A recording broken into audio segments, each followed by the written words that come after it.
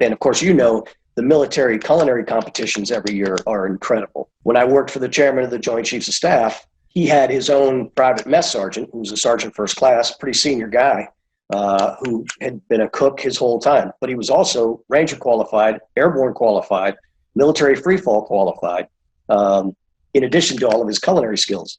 And in many cases, the military will send folks to culinary schools and to give them that knowledge beyond what the military teaches them. Yeah, I've judged a few of those competitions for them, and those guys are so clean. They don't touch the edge of the table. Their jackets are clean. They're still starched. How do you guys do that? Yeah, teach the students that, it would be great. Yeah, those guys were awesome. Yeah, they did give me one of those. I think they call them challenge coins. Some kind of coin that you have challenge coin. Challenge coin. You have to keep it with you, and if they ask it and you don't show it, well, I guess it's your turn to buy the round. Well, it is, but do you know what the history of the challenge coin is? I don't think so. Okay. So back in World War II, you may have heard of something called the OSS, the Office of Strategic Services, which was pretty much the forerunner of today's CIA.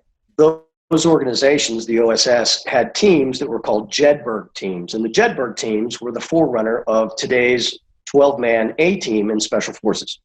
Because those teams, which parachuted behind or infiltrated behind enemy lines into France, into Greece, into Germany, into Italy, were made up of folks who had multiple specialties: communications, language, weapons, demolitions, medical, and so on.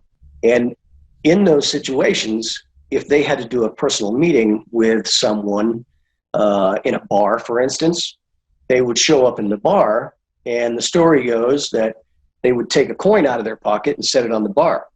Now, in order for them to know that the person they were meeting with was the right person so that they didn't get shot, that person would take out their coin and set it on the bar.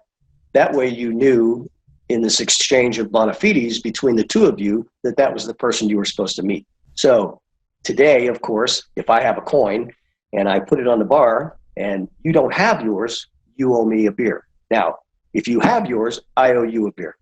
Well, I guess it's better than being shot, right? Yeah. So it was like a form of valid ID, I guess, during wartime? Exactly.